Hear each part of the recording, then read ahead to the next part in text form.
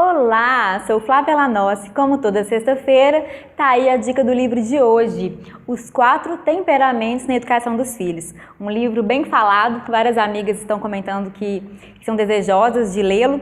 Então tá aí, vamos falar um pouco sobre esse livro, esse assunto, que me encantou há 3 anos, quando eu fiz a terapia de oração e eu conheci os 4 temperamentos.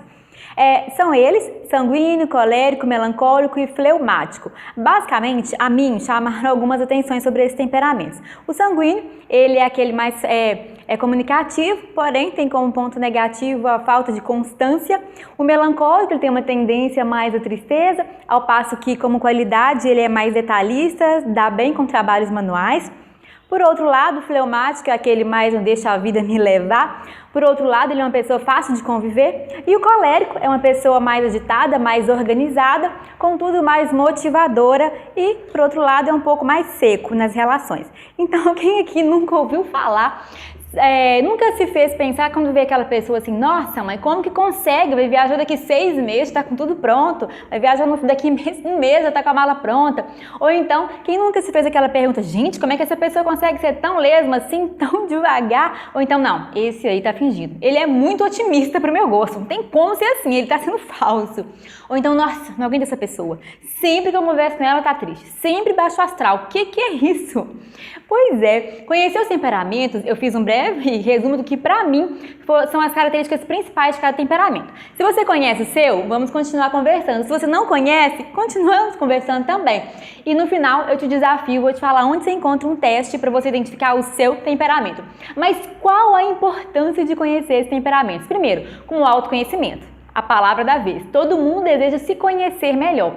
Primeiro, porque nos conhecendo melhor, a gente consegue relacionar melhor com as pessoas. E segundo, tá aí, conhecendo os temperamentos, a gente consegue entender melhor as particularidades das pessoas, entender as diferenças. Não é porque uma pessoa é diferente que você que não há como conviver com ela.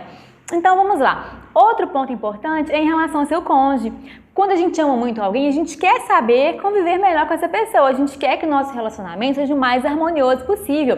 E no que se refere a este livro, ele se propõe a essa ferramenta também, dos temperamentos, como uma ferramenta de educar os filhos. Então, uma vez que eu falei um pouquinho sobre esses temperamentos, eu perguntei uma vez numa enquete lá no Instagram, Flávia Lanossi, qual era o meu temperamento. Uma enquete não, uma pergunta. E aí várias pessoas falaram, mas uma delas falou que eu era colérica. Eu falei: colérica? Por quê? Eu perguntei: por que você disse colérica? Ah, não, porque está com esse projeto aí de vídeos no Instagram e quem é sanguíneo geralmente não é constante, como eu acabei de falar no início, nas suas ações. Então, pois foi quando eu conheci os temperamentos, justamente, que pelo autoconhecimento, eu consegui mudar várias atitudes na minha vida. Por isso é importante conhecer os temperamentos. Eu identifiquei que essa falta de constância que existe no sanguíneo, como que eu ia resolver?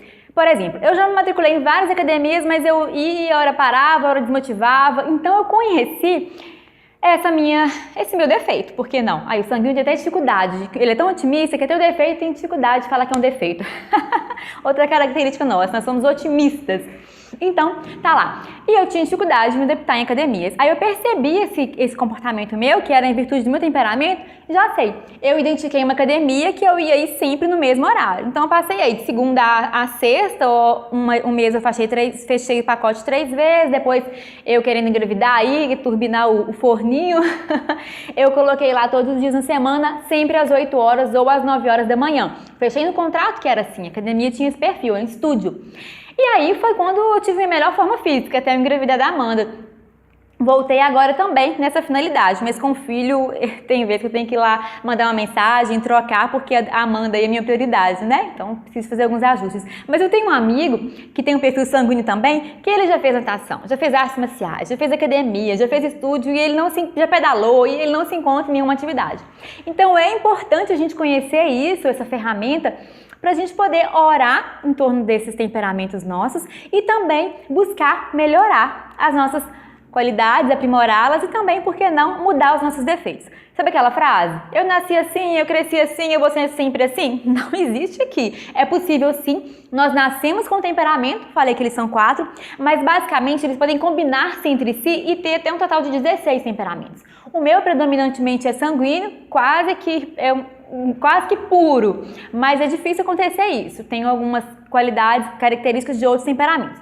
O meu marido, por sua vez, ele é bem misturadinho, 50% quase melancólico e fleumático. Tá aí o porquê da minha coleguinha lá que falou que eu consegui tocar à frente desse projeto. E aqui, por trás de uma sanguínea, tem um melancólico com um toque de fleumático que me motiva, que me inspira, que fala lá, vamos, você vai conseguir, perfeccionista e que me inspira a continuar.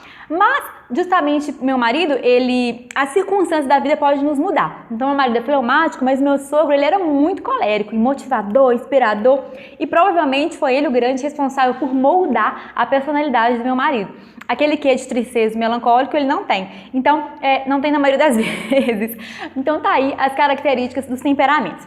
Agora, voltando aqui para o livro, ele relaciona os temperamentos na perspectiva dos pais e dos filhos também. Então, é muito importante conhecer esses temperamentos. Por exemplo, um pai que ele é colérico, ele é aquele pai que tende a motivar o filho. Vamos lá, filho, você vai conseguir, você é capaz.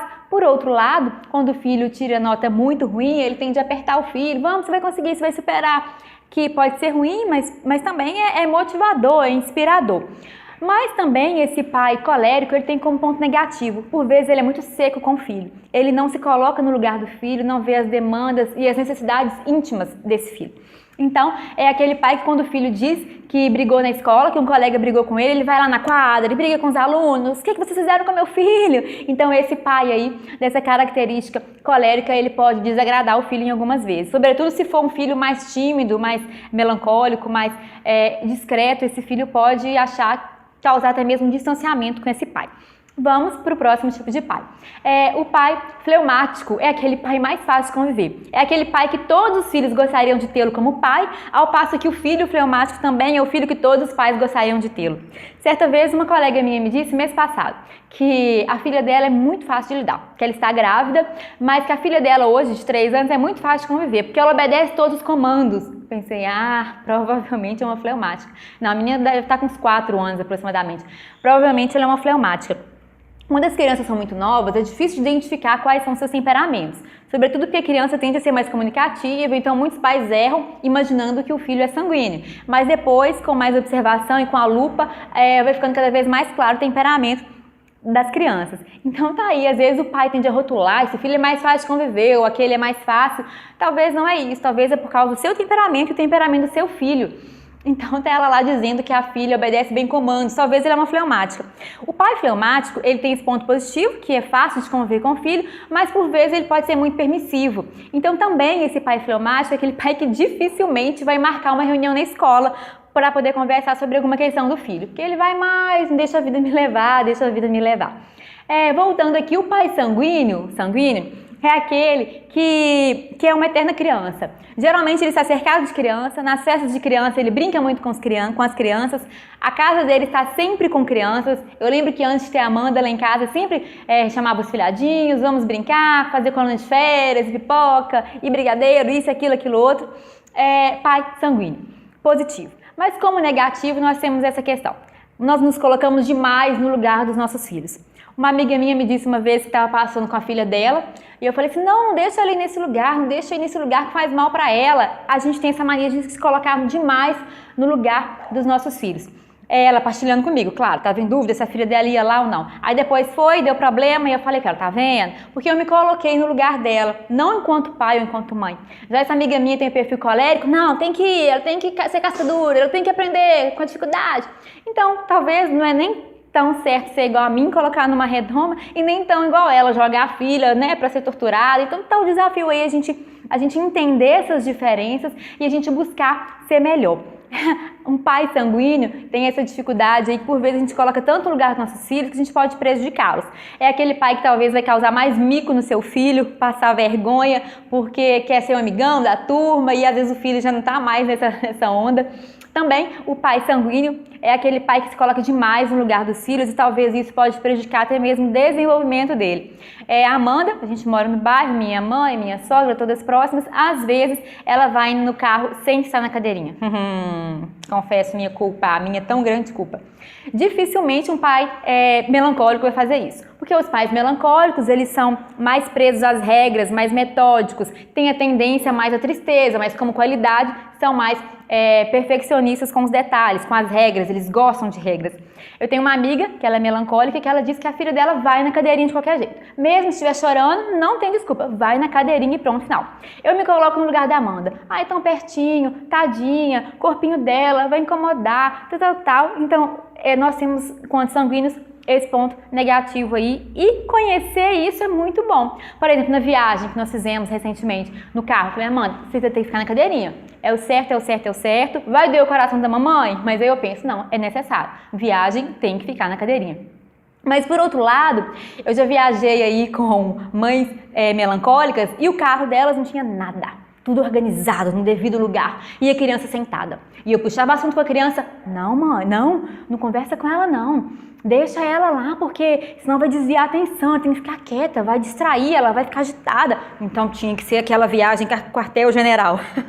Já o carro do sanguínea, vocês tinham que ver, pena que eu não tirei foto. O carro do sanguínea tinha vários estímulos. Eu levei brinquedos eletrônicos, levei boneca, levei brinquedo de montar, até balão eu levei, pasta, papel higiênico, pedaço de papel, canetinha, tinha vários brinquedinhos.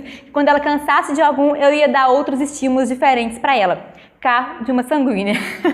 É interessante a gente conhecer a nossa personalidade, é diferente, temperamento de personalidade, tá? E outra informação importante, é interessante a gente conhecer o nosso temperamento como uma forma de transformação e adaptação e ser pessoas melhores para nós, para os nossos familiares, para o nosso cônjuge e no que se propõe o livro, enquanto pais para os nossos filhos.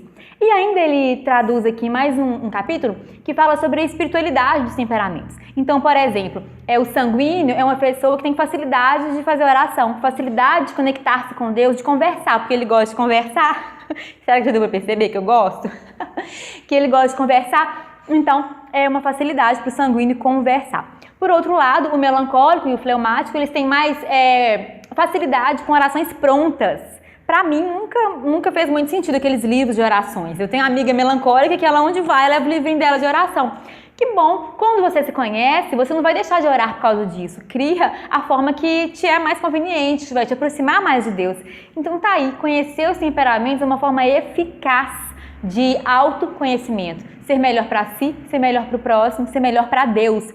O colérico, por outro lado, ele é uma pessoa mais seca, então é um desafio para ele, que o livro traz para esses pais, é buscar a esmola como uma forma de livrar-se, diminuir essa secura. O fleumático, uma dica de prática espiritual, é o jejum, como uma forma de aprender a conviver, a gerenciar outras dores. Então tá aí. Esse livro, Os 4 Temperamentos, com uma dica de leitura, uma forma de mudar para ser melhor na sociedade, a começar por si, para o seu marido, para o seu filho, para outras pessoas que você convive e, acima de tudo, ser melhor para Deus.